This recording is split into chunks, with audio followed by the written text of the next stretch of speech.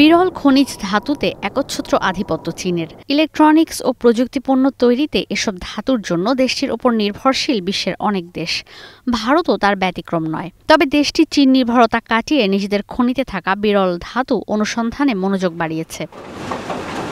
গেল কয়েক বছর রাজস্থানে ভারতের ভূতাত্ত্বিক জরিপ ও আণবিক শক্তি সংস্থা প্রাথমিক অনুসন্ধান করে।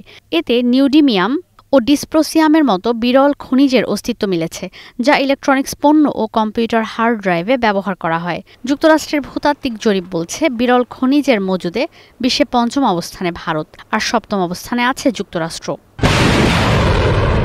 ইউক্রেন রাশিয়া যুদ্ধ থামানো ইস্যুতে মার্কিন প্রেসিডেন্ট ডোনাল্ড ট্রাম্পের জুড়ে দেয়া শর্তের পর রেয়ার আর্থ মিনারেল বা বিরল খনিজ ধাতু আলোচনায় আসে। তিনি শর্ত দিয়েছিলেন, সমরাস্ত্রের পরিবর্তে ইউক্রেনকে বিরল খনিজ দিতে হবে।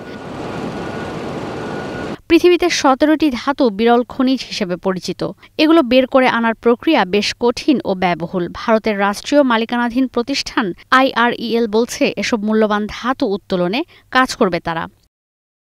বর্তমানে বিশ্বের সবচেয়ে বেশি বিরল খনিজ মজুদ আছে চীনে। দেশটি বিশ্বের মোট চাহিদার 60% সরবরাহ করে, প্রক্রিয়াজাত করে 90% বিরল খনিজ। চীনে মজুদের পরিমাণ 4,40,00,000 টন, আর ভারতে 69 লাখ টন।